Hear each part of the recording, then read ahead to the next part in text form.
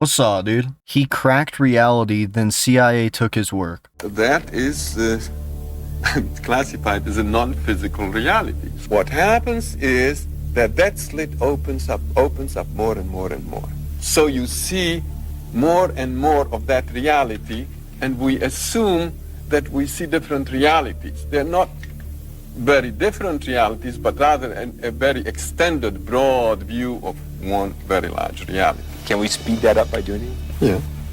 Well, you use techniques which push the nervous system a lot faster. Those techniques are available.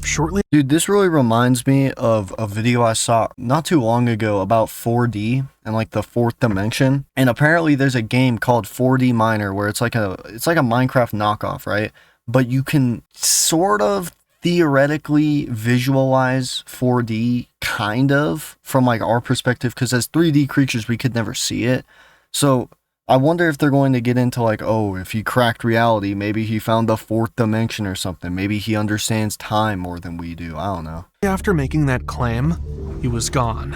In 1979, Itzhak Bentov was on his way to Japan to meet with leading scientists and share that he had cracked the code of reality. But his first flight from Chicago to Los Angeles never made it. The plane crashed. Strange. The man who had spent years mapping the hidden architecture of consciousness died on his way to reveal it.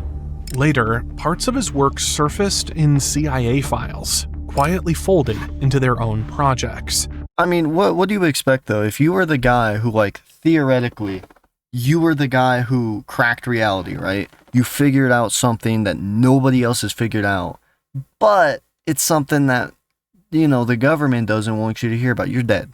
You're dead. You're fucking cooked, bro. You're done. Modern physics now flirts with this idea through quantum field theory. But Bentov wasn't a physicist chasing equations. He was describing the cosmos like a giant interconnected hologram. Dude, quantum physics and quantum mechanics are like really fascinating to me.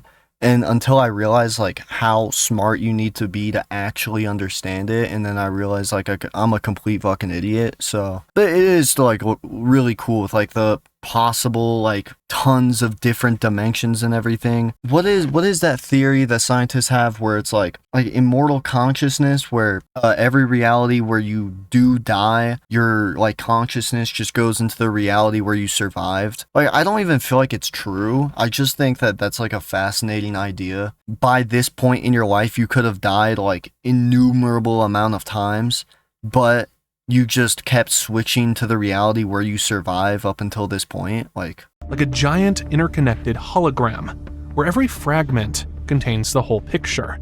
Think about that for a second. If your mind is tuning into a universal signal, then death might not be the end. It could be just changing the channel. Yeah, but that's like something that everybody wants though. Like, not everybody, but like I feel like the majority of people will just believe whatever gets them, I don't know, satisfaction about the idea of death. I just feel like death scares people so much to the point where they'll just believe whatever tells them that death isn't the end, you know? Information that we gather during a lifetime. Well, I'll tell you, maybe we should draw another diagram. Physical bodies are here, another physical body, and this is Joe, and this is Jim, and this is Sarah, etc. Now, clearly, this is the physical level, yeah? Now, on this physical level, we are separate. You sit there, and I sit here, and we're all separate. Now, let's draw another level. This level is slightly higher, and let's call this the level of the soul, yeah? Well, there will be some mingling here. Let's draw this person as extending to practically infinity this way. Now look what happens. At the physical level, we're separate, and there's this much distance between us.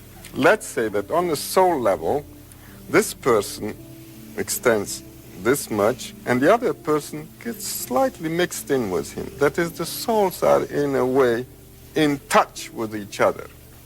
Okay, they overlap, these two lines. Now let's go now to a higher level, and let's call this, say, the level of the higher self, which is kind of a boss of that soul. There, what we find is that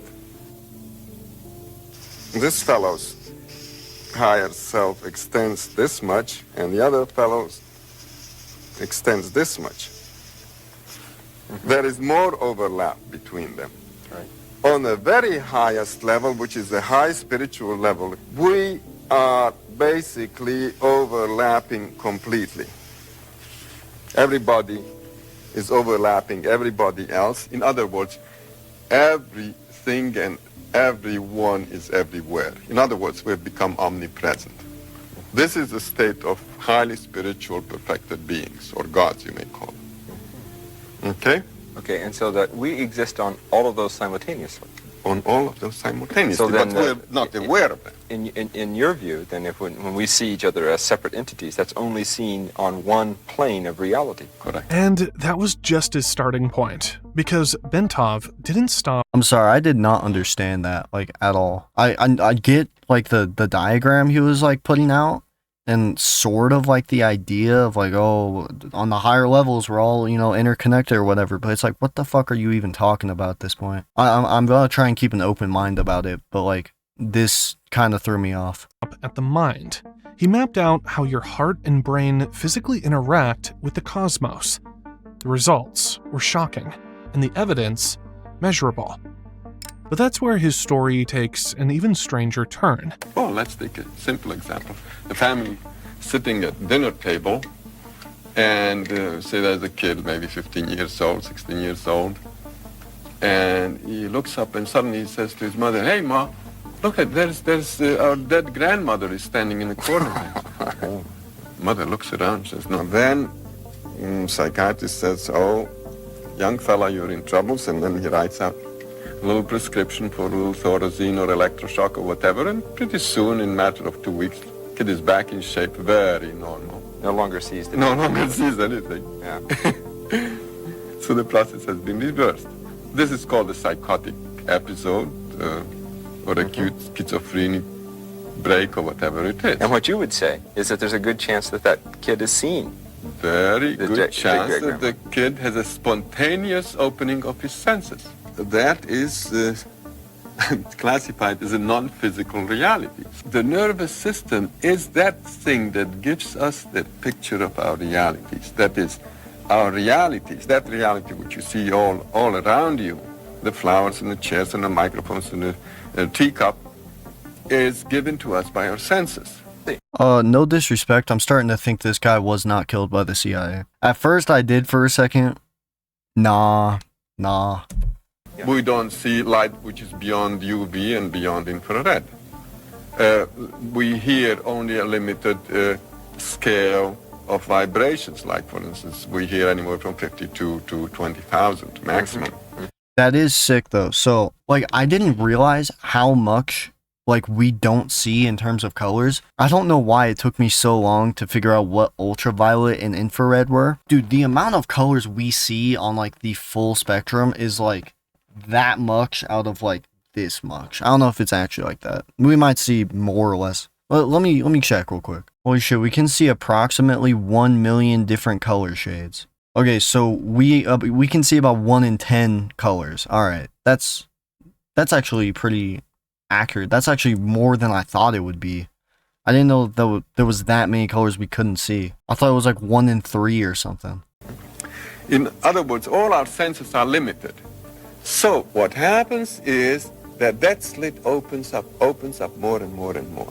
So you see more and more of that reality, and we assume that we see different realities. They're not very different realities, but rather a very extended, broad view of one very large reality. Through years See, here's the thing, right? Let's just assume for a second that this guy is completely correct. All right? Let's just pretend for a second, right? If there is some sort of higher reality that we can't see, we probably can't comprehend it either. Like, there's probably a reason we can't see it, and it's probably because we're too, like, dumb to understand it, right? So I feel like even if, but I guess if it was incomprehensible, how would this guy be right about it? I don't know. But ignoring that huge flaw in logic, it just seems like one of those things that's going to take, like, multiple centuries for us to like not even fully understand. It's just like grasp as a concept, you know? I mean, like, how old is quantum physics at this point? Like, the study of quantum physics? Yeah, 100 to 125 years old. Like, that's not that much. Years of experiments and self-observation, he discovered that the heartbeat sends a rhythmic wave up the spine into the brain. This microscopic mechanical motion, measured in fractions of a millimeter, generates oscillations that synchronize with the body's electromagnetic field. Here's the twist. Those oscillations match frequencies found throughout nature, from the vibration of atoms to the rotation of planets. To him, this wasn't a coincidence. It was evidence of a built-in cosmic feedback loop. Itzhak Bentov, he wrote Stalking the Wild Pendulum, is probably one of the greatest works he created so that people could understand what a holographic matrix field is, or a holographic universe. So Quick question. How easy is it to use coincidence as evidence? Just think about that. you could understand entrainment, so you could understand the electrostatic field surrounding the Earth. Yeah. He coined these simple, crazy little phrases, these explanations for people. It said, we're just all raisins in the jelly, in the jello. And if one raisin is vibrating at a higher frequency, stronger amplitude, and at a higher frequency, soon all of the other raisins in the jello will begin to resonate in that way. Ugh, who put raisins in their jello, bruh? Like, I like the fruit cups with the jello, not raisins, though. Ew. And the only way they can't is if they can overpower the amplitude and that frequency. And if they can do that, and they can have a constructive or a destructive wave interference, they can overpower the other wave. He illustrated the heart as a low-frequency oscillator, producing standing waves that extend beyond the body. In theory, these waves could interact with the universal field described earlier. Decades later, research from the HeartMath Institute confirmed that the heart's electromagnetic field extends several feet outside the body and can influence brain activity, a concept he proposed long before modern instruments could detect it. To him, meditation wasn't just about calming the mind. It was a precise method of tuning the heart-brain system so it could resonate with the deeper architecture of the universe. Dude, meditation is one of those things where it's hard for me to predict whether in like 100 years we're gonna look at meditation as just one of those things that was like way too what's the word, spirit, whatever, like way too mythologized, I guess. Like either in 100 years it's going to be looked at as this thing where it's like it's useful because it activates like the default mode network in your brain and everything, or in 100 years it's going to be like, oh shit, meditation was like the key that we were looking for during like the 21st century. Too bad we didn't research it more. When tuned correctly, the body could become a gateway to expanded perception, a state where boundaries dissolve and reality is experienced as a seamless whole. This was presented not as mysticism, but as a reproducible process. If true, it means the human body is a finely tuned instrument. This feels like a weird combination of like the Matrix and quantum mechanics. I keep bringing it up, but this feels like an interweave of those two. One that most people never learn to play. But this map of the body was just the beginning. In 2003, a CIA document quietly appeared in the public domain, a 29-page analysis labeled Gateway Process. These CIA documents that came out that had been unclassified or declassified for years, people can go online and check it out. But basically what these documents show is the power of doing mind and heart coherence meditations focused on specific intentions and how that can expand your consciousness, even affect reality in a very powerful way. All right, hold on. A little off topic here. What would you do if you were like sitting in class or at work or whatever, and you just see another dimension? Like for a brief 5-10 seconds, you go into another dimension and then all of a sudden you blink and you're back at work. What the fuck are you gonna do? You gotta tell people? You gonna walk up to somebody and be like, yo, dude, the fourth dimension, it's real. I've seen it. It's like insane. Like, would you even be able to describe it? Like, that's a very good question. If you saw like the fourth dimension, whatever, another reality, would you even be able to describe it? It's something that revealed more about what reality might be. And it's something that also really expanded their sense of the way reality works and how we can influence it. On the surface, it was a military report on altered states of consciousness. But buried in the technical jargon was something eerie. Page after page, describing concepts nearly identical to what Bentov had mapped decades earlier. It spoke of the brain and body as oscillating systems, of consciousness extending beyond space and time, and of accessing non-ordinary realities through controlled resonance. Why would the CIA care? According to the report, mastering these techniques could allow for remote viewing, the ability to perceive events and locations without being physically present. In other words, spying without ever leaving the room. It even describes the possibility of projecting one's consciousness across the universe, or into the past and future. This was not sci-fi speculation, it was treated as a strategic asset. The Gateway document wasn't theoretical. It was part of a larger intelligence program, one that blended physics, neuroscience, and the very same universal field ideas that Bentov explored.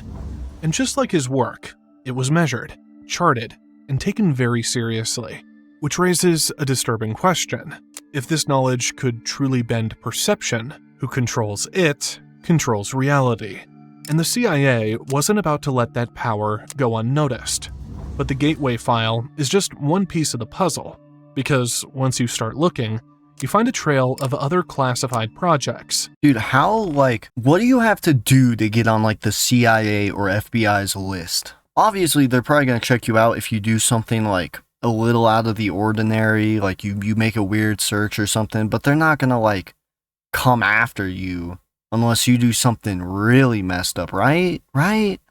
Like how, like what's the threshold? That's all I'm asking for. Like where is the line that you have to cross until you get like disappeared by one of these 3-letter organizations? Each stranger than the last. Another file describes biological signal entrainment, where test subjects were exposed to faint rhythmic pulses, too subtle to consciously notice, that altered brainwaves and decision-making. The idea was simple. If you could synchronize someone's neural rhythms with a desired state, you can make them more suggestible without saying a word. These were not science fiction concepts. Internal memos describe field trials where operatives passed coded messages across crowded rooms using nothing but prearranged micro-gestures and sound frequencies masked in background noise. Okay, now I want to see that. I want to see that happen. I want to see somebody like fucking pick up a card and just like telepathically message them what the card is without them even being in like the room, right? That would impress me. But the thing is nowadays is even if somebody got like a video of that, that's not confirmation. I'm just gonna look at that and be like, yeah, you staged that, you faked that, that's AI. There's so many like ways that you could fake something like this. I guess back then, you know, you wouldn't have to worry about AI if they had a video back in the day, but still, it's like, what would you would have to be there in order to even believe that. And even if you were there, you would still be like, well, what if the cards were staged? Like, there's so many ways that you could fake an experiment like this, to where even if you did an experiment like this completely not like cheating or anything, not staged, people still wouldn't believe you. Like it would be the same thing as you just claiming, yeah, I can telepathically message you. I guess if you could do that, he could just telepathically message somebody who's a non-believer, but it probably doesn't work like that. This is the key. Perception control isn't just about advanced tech. It's about knowing the blind spots built into every human brain, then designing an environment to exploit them. And then there's the strangest, controlled dissociation. Select operatives were trained to detach their awareness from normal sensory flow, entering an observer state, where Yeah, time just, felt dude, if you come up to me and you're like, yo, can you detach your awareness? Can you leave your consciousness right now? Can you attempt that for me? I would be like, no. Fuck no, I don't know how to do that. What do you mean they asked him to do that? Wait. designing an environment to exploit them. And then there's the strangest, controlled dissociation. Select operatives were trained to detach their awareness from normal sensory flow, Oh, they were entering trained to. an observer state, where time felt distorted and memory recall was near perfect. It was the same principle Bentov mapped, tuning the body's oscillations and stepping outside ordinary processing of reality. But here, it was engineered not for enlightenment, but for control. To truly weaponize perception, you don't just change what someone sees. You rewrite the story their mind tells about it. And that's where a former US Navy interrogator takes the concept to another level entirely. Essentially, what L. Ron Hubbard does is have people read out of this book of Alice in Wonderland. The verbiage is very confusing. And L. Ron Hubbard openly wrote about this in his work. And then the CIA, without even attributing anything to him, copied it almost word for word in an interrogation manual. Really? Oh, yeah. So being able to speak confusing phrases helps you to be more persuasive. They discovered this in the 50s and 60s that if I can confuse your brain acts as though it's somebody that's falling. So if you can imagine when you're falling, your limbs are flailing all over the place, and the first solid object that they come into contact with, it's going to like grab around it, no matter what, even if it's a thorn bush or something. Okay. Right? So anything that's solid in that moment of confusion is going to get grabbed onto. So the brain corollary to this is if a person's confused, the first logical piece of information they hear after being confused will be automatically accepted. That's actually insane. That sounds like it would work. Dude, this is why I wanted to study like psychology or something. I think psychology is so fascinating, and like how you can use, like how people get manipulated and everything. Obviously, I'm trying to level up my manipulation skills, so I think studying psychology would help with that. Nah, but I'm gonna leave this video here. I'm gonna leave just like this ending portion so you can go check out the original video. It's by Be Inspired. But yeah, other than that, it's about it. So thank you so much if you watched all the way through. I really do appreciate it. But other than that, I will see you later. Goodbye.